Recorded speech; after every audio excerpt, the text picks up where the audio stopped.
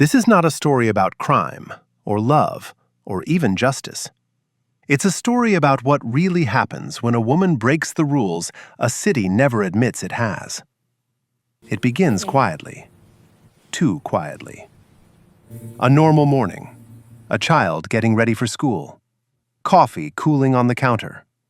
And then, one small detail that should not matter, but does.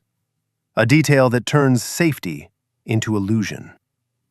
As the story unfolds, you'll see how desire becomes evidence, how intimacy turns into leverage, and how a single private mistake can be transformed into a public sentence. There are moments in this story people do not like to talk about. Shame that is not deserved, fear that does not leave bruises, threats that never need to be spoken out loud. You'll witness how systems designed to protect can quietly destroy, and how easily the city chooses who is guilty. Somewhere in the middle, lines are crossed that cannot be uncrossed. There are scenes that feel intimate, almost comforting, until you realize they are the very reason everything begins to collapse. And by the time you reach the end, you may find yourself angry, unsettled, asking a question no one warns you to ask. What would you have done differently? Watch until the end, because the most disturbing part of this story is not the stalking, or the betrayal, or even the loss. It's the ending the city calls fair. The morning began in a way that felt almost rehearsed by habit. Soft, ordinary, safe. Marina stood barefoot in the kitchen of her high-rise apartment, watching steam curl upward from her coffee mug as the city stretched awake beyond the glass walls. Somewhere below, traffic hummed like a distant tide. Sirens echoed and faded. New York, vast, indifferent, alive. Anya sat at the table, knees tucked under her chin, coloring carefully inside the lines. She was unusually quiet, deeply focused, as if the world could be held together by the pressure of a felt-tip marker. "Mom," she said without looking up, "do you think the city ever sleeps?" Marina smiled faintly. "It pretends to." Anya accepted this answer with a thoughtful nod and went back to her drawing. Marina leaned against the counter, letting the moment settle into her bones. These mornings were rare, unhurried, untouched. She had learned to treasure them. She opened the front door to grab the newspaper. The hallway smelled faintly of disinfectant and someone else's cologne. The paper lay neatly on the mat. Beneath it, partially hidden, was a thin white envelope. Marina froze. It had no stamp, no address, just her name, written neatly, confidently. She picked it up slowly, a quiet unease spreading through her chest. Inside was a single sheet of paper. One word. Remember. The air in the apartment seemed to shift. Nothing shattered, no sound announced danger, but something delicate cracked all the same. Marina closed the door carefully, as if noise itself might invite something closer. She placed the note face down on the counter. "Mom?" Anya asked. "Did something happen?" Marina turned, forcing a smile that felt slightly off, like a mask slipping. "No, sweetheart. Finish your breakfast." But as she watched her daughter, Marina knew with unsettling certainty that something had already begun. By afternoon, the city felt different. Or perhaps Marina did.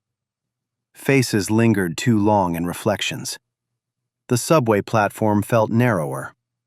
The rhythm of footsteps behind her seemed too deliberate. She held Anya's hand tighter than usual on the walk home from school. That night, after Anya was asleep, Marina searched her name online, checked her mail again, reviewed the building's security app. Nothing. No explanation. Just silence. The decision to hire a private investigator came reluctantly. Marina had always believed in systems, police, schools, rules. But the city had taught her something else over the years. Systems moved slowly, and fear did not wait. Daniel Reeves' office sat above an auto shop in Brooklyn, tucked between new glass condos and forgotten brick warehouses. The stairs creaked underfoot as Marina climbed, her pulse steady but alert. Daniel was not what she expected. No trench coat, no arrogance, just a man in his early 40s with tired eyes and a calm, measured voice. He listened without interrupting as Marina slid the envelope across the desk. "This is not random," he said after a moment. "It's deliberate, minimal, designed to unsettle." "Do you think they know my daughter?" Marina asked quietly. Daniel met her gaze. "I think they want you to think they do." Their work together began cautiously. Daniel reviewed security footage, traced digital footprints, asked questions Marina had not considered. He called often, sometimes just to check in. Their conversations grew longer, more personal, not by intention, but necessity. Fear has a way of stripping small talk away. One evening, rain pounding against the windows, Daniel stopped by Marina's apartment to install an additional camera in the hallway. Anya was asleep. The apartment felt hollow without her presence filling the space. "You have not been sleeping," Daniel said as he adjusted the camera angle. Marina shook her head. "Every sound feels like a warning." He stepped closer, lowering his voice. "You do not have to carry this alone." The words landed harder than she expected. When he touched her arm, it was not invasive, just grounding. Human. Marina did not pull away. The kiss that followed was brief, restrained, charged with everything they were not saying. It was not desire that drove it, but recognition. Two people suspended in the same tension. Marina broke it off first, breath unsteady. "This complicates things." Daniel nodded. "Everything already is." Later that night, unable to sleep, Marina checked the camera feeds. One frame caught her breath short. A figure stood across the street, partially obscured by shadow, watching the building, watching her window. The city outside remained loud, indifferent, unchanged. But Marina understood now. She was no longer invisible. The figure across the street did not appear again the next night, or the one after that. But absence did not bring relief. It only sharpened Marina's awareness, turning every quiet moment into a question. Life continued, because it had to. Anya went to school. Marina answered emails, attended meetings, smiled when required. The city demanded normalcy, and she gave it just enough to survive. But beneath the surface, everything had shifted. She no longer moved through streets, she calculated them. She no longer listened to sounds, she decoded them. Daniel became a constant presence, not always physically, but psychologically. A message in the morning, a call late at night, updates delivered in his steady voice that somehow made the fear manageable. "There's no record of anyone accessing your building's main system," he told her one evening. "Which means whoever this is does not need to." "That's not comforting," Marina replied. "I know." They met more frequently, often in places that felt deliberately public: diners, cafes with wide windows, parks filled with noise. It was safer that way, or it felt safer. One night, after a long day of following leads that led nowhere, Daniel suggested grabbing coffee near the river. The place was nearly empty, neon lights flickering against the glass. Rain streaked the windows, blurring the city into abstraction.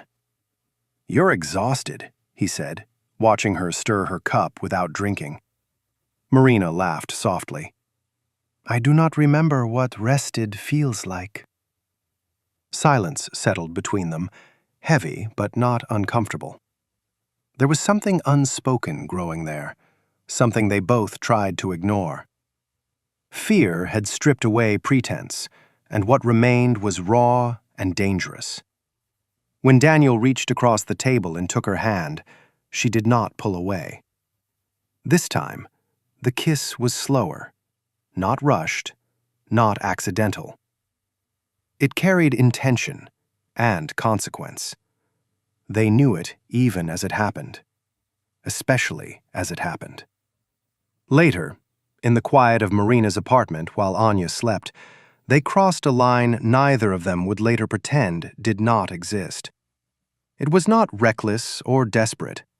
It was intimate in a way that frightened Marina more than the threats outside, because it gave her something to lose that was not just fear. The next morning, she found a message on her phone. An unknown number.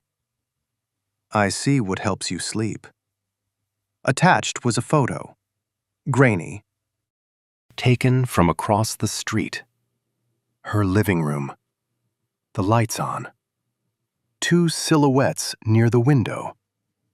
Her hands shook as she deleted it. The tone of the messages changed after that, no longer subtle, no longer abstract. They arrived sporadically, at times chosen for maximum impact, during meetings, while she stood in line at school pickup, late at night when the city quieted just enough for fear to speak clearly. "You're careless. You forget your place. Children pay for mistakes." Daniel reacted immediately, pushing for police involvement. Marina resisted at first, not out of distrust, but because she sensed the trap. Whoever this was wanted reaction, wanted escalation. Still, reality forced her hand. The investigation accelerated, and with it came scrutiny. Daniel's past was examined closely, old cases, questionable methods, people he'd angered. The narrative shifted subtly, but unmistakably. He was no longer just helping her. He was becoming a liability. One afternoon, Marina was called into a meeting at Anya's school. The principal sat stiffly behind his desk, a folder open in front of him. "We've received concerns," he said carefully, "about your current circumstances." The word stung. That evening, Daniel was detained for questioning. Not arrested, not charged. Just held long enough to send a message.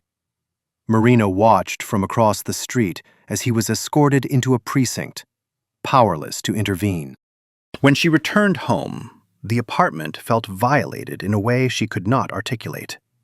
Nothing was missing, nothing was moved, but the air was wrong. On the kitchen counter lay a new envelope. This one was heavier. Inside were printed screenshots, messages, photos, carefully curated, selectively framed. Enough to suggest neglect, enough to suggest impropriety, enough to make her doubt herself. The final page contained a single line. "The city does not forgive women who step out of line." Marina sank into a chair, the weight of it crushing. She understood now not just that she was being watched, but that the rules of the game were rigged. Whoever stood behind the curtain did not need to hurt her physically. They only needed to let the city do the rest. Outside, traffic roared on. Somewhere above, a helicopter passed. New York remained vast and uncaring, swallowing truth and fear alike. And Marina realized, with cold clarity, that surviving this would require more than vigilance. It would require sacrifice. And the city would decide the price. The city did not announce its decision. It never did. It simply shifted, quietly, bureaucratically, until resistance felt futile and guilt felt inevitable. Marina learned this on a gray Thursday morning when two representatives from Child Protective Services knocked on her door. They were polite, almost apologetic. Clipboards held close to their chests like shields. The conversation was calm, rehearsed, devastating. "We're not here to accuse," one of them said. "We're here to assess." Assessments took hours. Questions layered upon questions. Who watched Anya after school? Who stayed overnight? How often Marina worked late? Why there were unfamiliar men near the apartment? Why security cameras had been installed? Why Marina looked so tired? Every answer felt inadequate. Every explanation sounded defensive, even to her own ears. By evening, Anya was taken to stay with Marina's sister in Queens, temporarily. Marina helped her pack a small bag, hands trembling despite her efforts to stay composed. "It's just a sleepover," she told her daughter, kneeling to button her coat. "A short one." Anya nodded, too perceptive to believe it fully. She wrapped her arms around Marina's neck and whispered, "Did I do something wrong?" The question split something open inside her. "No," Marina said, holding her tightly. "Never." When the door closed behind them, the apartment echoed with a silence so complete it felt artificial, like a soundproof room. Marina stood in the middle of the living space, surrounded by evidence of a life that suddenly counted against her. Her phone buzzed. Daniel had been released, but his voice when he called was different, tight, controlled, stripped of warmth. "They're building a narrative," he said, "and we're not in control of it." "They took her," Marina replied. There was a pause on the line. When he spoke again, his voice cracked just enough to terrify her. "I'm so sorry." The next weeks unfolded with brutal efficiency. Hearings were scheduled, evaluations ordered, anonymous reports multiplied, each one echoing the last with uncanny consistency. Marina watched as truth became irrelevant, replaced by optics and assumptions. Daniel tried to help. Too much, perhaps. His presence was cited as further evidence of instability. His history, selectively framed, was used to undermine her judgment. Marina, who had made her feel less alone, was now being weaponized against her. One evening, exhausted beyond measure, Marina met him on the Brooklyn Bridge. The city stretched around them, lights flickering like indifferent stars. "This is my fault," she said flatly. Daniel shook his head. "No, this was always the plan." They stood in silence, close but not touching. Whatever they had shared felt distant now, fragile under the weight of consequence. That night, Marina returned to her empty apartment and found one last message waiting on her phone. "You chose yourself. The city chose differently." The final decision came on a Monday. No drama, no raised voices, just paperwork, signatures, and a carefully worded conclusion that framed loss as protection. Anya would remain with Marina's sister indefinitely. Reunification would be considered pending demonstrated stability. Stability. The word felt almost mocking. Marina left the courthouse unnoticed, another face swallowed by the crowd. Around her, the city moved on, people rushing to meetings, laughing into phones, living uninterrupted lives. She wondered how many of them were losing something essential at that very moment, quietly, efficiently, without witnesses.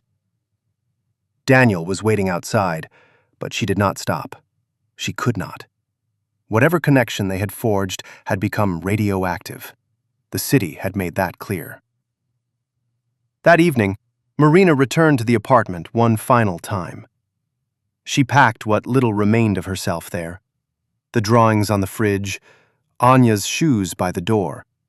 The silence pressed in from all sides. On the kitchen counter lay an envelope. She did not need to open it. Inside was a single line, typed this time, impersonal and clean. You survived. That does not mean you were right. Marina sat down slowly, the note crumpling in her hand. Anger flared, not loud or explosive, but cold and sharp, the kind that lingers, the kind that remembers. She understood now what the city truly was. Not cruel, not malicious, just aligned against those who disrupted its preferred order. Mothers were expected to endure quietly, to sacrifice cleanly, to disappear when necessary. She had failed to do that, and she had paid the price. Weeks later, Marina stood across the street from her sister's building, watching Anya laugh through a second-floor window. The sight hurt and healed in equal measure. She did not wave. She did not call out. She just watched, memorizing the moment. The city loomed behind her, vast, glittering, unconcerned. This was not a story of justice, or victory, or redemption. It was a story of survival in a system that mistook obedience for virtue and punishment for order. And somewhere deep inside, beneath the grief and rage, Marina felt something else taking shape. Not hope, resolve. Because the city had won this round, but it had taught her something in the process. And next time, she would not play by its rules. Winter thinned into something gray and damp, the kind of season that never fully commits. Marina learned the new geography of her life by walking it. Different streets, different hours. She moved like someone who understood sight lines now, who noticed where reflections broke and where shadows pooled too neatly. She took a smaller apartment in a quieter neighborhood, far from glass towers and doormen who remembered too much.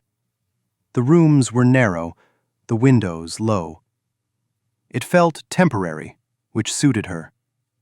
Nothing about her life felt permanent anymore.